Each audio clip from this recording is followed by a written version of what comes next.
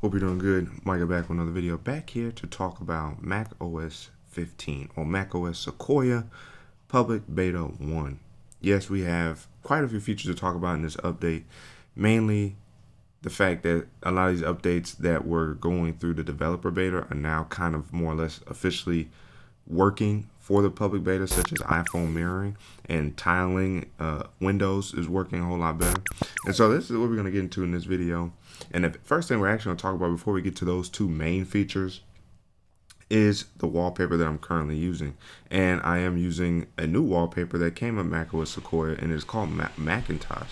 So if we scroll down here to System Settings, and if we come down here to Wallpaper, you'll see Macintosh. That's the one I'm currently using. You can actually change the color from light to dark, which is nice.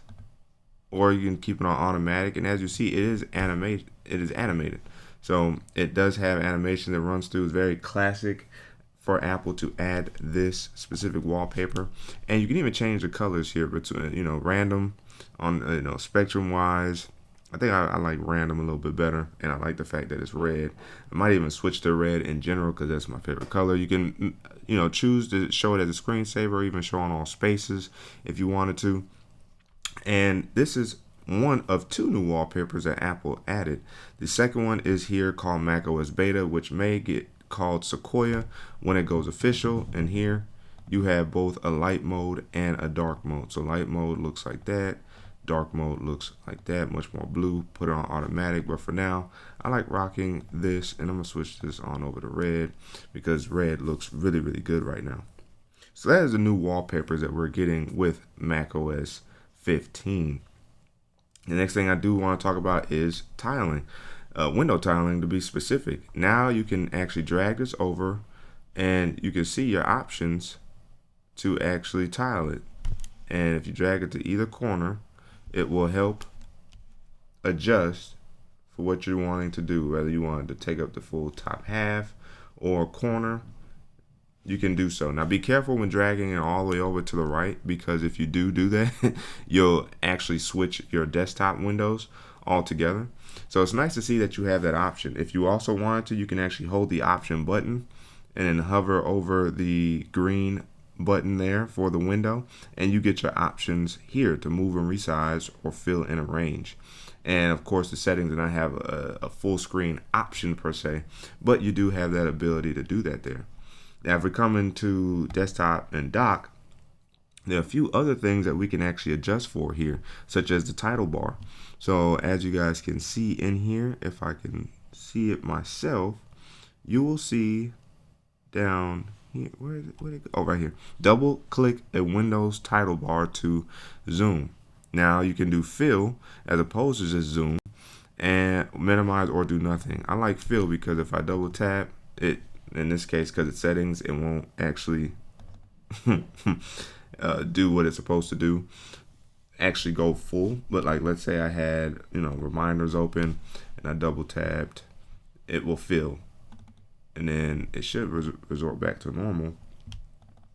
If not, I will use my own shortcut to actually change it back to what I had it as, which was that, and we're good to go there. So as you guys can see, you have those options there to change your tiling for your windows. You also have a couple other options down here, and it's right here. So hold the option key while dragging windows to tile. So that also gives you a little bit more control over tiling your windows. And you could tile by dragging windows to screen edges.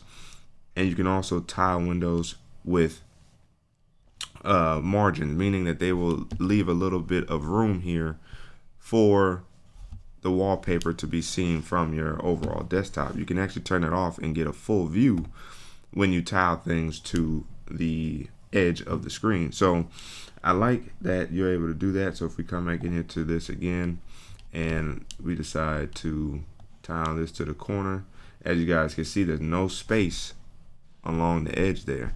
So that's good to see. And then of course, if I want to go full, I could do so, or come back up here to my shortcuts and change it back to normal. So that is tiling, window tiling, and the new wallpapers that we have for the macOS 15 or macOS Sequoia, which is very, very nice to see and to be able to experience. Now let's jump into iPhone mirroring. Now I may not be able to do so because I'm using my iPhone to record right now. And so we're gonna see if it allows me to do it. So if I click on iPhone, you know what? Let's see if it will do it. If I click on this, you get your iPhone on your Mac. So you get this splash screen here, quick access to your iPhone apps, view and act on notifications, no need to reach for your iPhone. If I hit continue, it's gonna ask if I unlock my iPhone. It should be ready to use. So if I get started, hopefully it does not end what I have going on right now. iPhone mirroring is locked. Touch ID or enter the Mac for login. So let's use my fingerprint. And since my iPhone is in use, it will not allow me to do so. So that's nice to know that you have to not be using your iPhone for this. And you see it reacts to the same color as the background, which is red, which is nice. You can drag it around if you needed to, put it off to the side. So it's nice to see that iPhone mirroring does work. It's just I can't use it right now due to the fact that I am recording my audio with my iPhone. But you can operate your iPhone on your Mac. The only things you cannot do is video and camera for security reasons, so you can't access those things. But for the most part, it's like having your iPhone in your hand, just on your Mac. Use your touchpad to operate on the iPhone via your Mac. I love this feature here. Now to top this feature off, if we come back in here to, I think it's notifications. Notifications will allow you to now access your iPhone notifications on your Mac, and it is on by default, which is nice. And so here you could even adjust for the apps that you want, and it's basically going to reflect your notification output from your iPhone onto your Mac. So however you have your notification set up, you will be able to do the same thing here on your Mac for your iPhone. So it's very, very nice to see there for iPhone mirroring. The next thing I would like to talk about, where is it? Oh, is if you go into your Apple account. And so by going into your Apple account, because now it's called Apple account, iCloud has a new look. It looks very much so like the iOS version of it, which is very simplistic now, straight to the point, minimalistic, and yet you're still able to access a lot of your features now. I think because running beta, private relay is off. I think that's the only reason why that is off there. But nonetheless, you get a new look for iCloud for your Mac. The next thing I would like to talk about is Safari. So Safari has some new features. And if we click into Safari, we see I have my Google page or window brought up here. And the nice thing is if you click inside of here, you see this new icon here. This is for highlights. So if I want to do this, I want to turn this on. I'm going to turn that on. And so now if I go to a website, so now if I click on the Marriott West End, look at all that, right? So now you see that the little purple icon pops up there in the icon. If I click on it, it's going to give me this much information here in terms of the address and the location.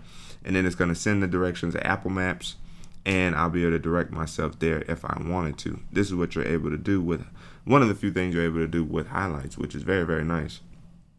Now, also, if I had a video playing, so let's go to apple.com. All right, so here in Apple Intelligence, you see watch the film. If I click on this, you see how it already kind of outlined itself. Whoa, let's turn the volume down. Let's just mute that real quick. I believe if I click on this, I could click on video viewer. So now it actually puts it in its own little window pane. You still have your controls to control everything. Because I'm muted, it's turned on the captions. And then of course, if I want to, I can do picture in picture, languages, subtitles, playback speed. I can, zoom out of it if I needed to, and zoom in to get a bigger view. So I think I left video viewer, and it looks like video viewer keeps a smaller video as opposed to what as I would standardly, by standard I would watch it in a bigger form as I just did. But as you guys can see, video viewer does, take the video and prioritizes the video over what you're doing, which is very, very nice to see there with Safari. And those highlights with Safari also makes it a lot more easier to deal with information. If I click on this, it says show reader. So if I want to do that, now I'll just pull it up in a reader format where it's a lot easier and get the information you want to get without being distracted. Then of course, if you come in here, you can change your reader options, change the font, change the zoom, change the color, or just simply put hide the reader so you can get the full look at the article. We also have a new calculator app. So if I do my command space to pull up taskbar and pull up calculator and let that open, calculator now has the ability to go scientific. So you can do basic, you can do scientific, you can do programmer. Woo, Lord have mercy. And you also have the option to hopefully leave this, because how do you do that? So nonetheless, you guys can see calculator has more to it in terms of many different calculators you can use, and calculator is built within notes. So as you guys can see, I have my notes that I've taken to understand what macOS does. So if we come down here, we do 2 plus 2 equals, it will actually solve it for you, and you have the option to turn that off to where it will suggest the results as opposed to show them. So that's also something nice with notes. And in notes, I believe I already have one pulled up, but you can actually now adjust everything in here for notes. So as you guys can see, I have this, I'm using the title form on this font here for continuity. And that's why you have an arrow button. If I hit the arrow button, all the information I have for that is now gone. You can now better organize your notes in Notes app with these new updates. So you can do the title-based font in order to achieve that. And then, of course, you have the ability to then colorize some of this if you wanted to. And I should be able to pull that up somewhere. Let's see, where is it at? I don't see it up here as of right now. It should be up here though, but there we go. So you click on the A's up there and you can actually change the highlighter color. So if I want to do, I could do purple. Now it's purple. If I want every section that I have, if I want to highlight it different, I can. So if I hit the A, no, not that A, I could hit this A. Then I could change this to pink if I wanted to. So now I can organize my notes by color scheme and by drop down menu. So that way I can better organize my notes in the Notes app. And now with Math Notes built into the Notes app, it gives that much more versatility and being able to use Notes app to its fullest without having to rely on a lot of different third-party note-taking apps. So I like Apple continuing to make their apps more robust and reliable for us to use. Calendar. If we go ahead and type in calendar and pull up, let's see, come here, calendar. Oh, okay, that's what we're doing. Let's do calendar. Calendar has scheduled reminders in here now. So now reminders is built into the calendar. So now they will show both for each other. And if you want to, back out and look at more of a month-based view, you have it right here. You can also switch it right here to do more of a week look, or you can even do a month look like this, where you get more of a month view. You can even do a year, so that way you can kind of see how the months look, so you can do better planning. And when you go to hit plus up here, you can do reminder or event, which is very nice, and they will show up in the calendar. And in the reminders app itself, you can even do reminders within sub tasks in your smart lists. So that's also good to see that you're able to do within the reminders app, is have a little bit more customization to it, granularity to it. If you like using the reminders app for more task driven, activities that you do, as opposed to using calendar, you have that here with your reminders app along with the calendar app now. So definitely good to see there. So if I hit the search here and I type in PAS, so you see that passwords is now an app in here. And so of course, if I put my information in, the passwords app basically looks just like the one on iOS, and you'll be able to see and acknowledge the different passwords that you have for the different sites. You have your pass keys, you have your verification codes, your deleted options. You can share your passwords with family members. You can do all that now within the passwords app that's dedicated for that, as opposed to trying to find it within settings and then having to deal with that way. So shout out to Apple app for actually making a dedicated app to really make that a lot more useful and more simple to use. All right, so whenever you're using FaceTime, let's pull up FaceTime. FaceTime now allows you to do some new things and what's going on. So FaceTime has better background blur, and if you are actually on a call with somebody, you're actually able to change your view a whole lot better as well with background separations or specific different types of backgrounds that you can have behind you. And it looks a little bit more realistic. Of course, the advice would be not to do a lot of moving. Under my hair. Oh, that's my hair. That's my hair. Okay, I'm tripping. All right. Yeah. Okay, that's my hair. Yeah. Sorry. So what you're able to do is now change your background. You have presenter preview, meaning if you wanted to present your layout to somebody else, like if you're in a meeting or something like that, you can actually choose specific windows that you want to actually be seen. So that way, it keeps things private and more specific to the needs that you're trying to present for your fellow people. So you're able to do all that now within FaceTime, and to improve your FaceTime performances and experiences. And I don't know if it's possible on the Mac. I know it is with like the iPad, but being able to take control of one screen and or give control to your screen and or highlight and show the actions that you're doing on your screen so the other person can follow along. You can do that now within FaceTime as well when it comes to taking controlling, presenting, and helping others navigate their activities all through FaceTime and video presentation.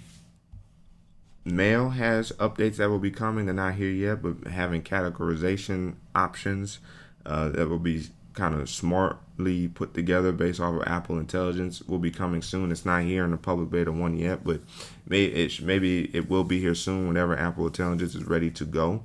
We also have Siri. As you see in the settings here, Siri still doesn't have a new icon yet, but Siri will be replaced, but that won't probably come until next year.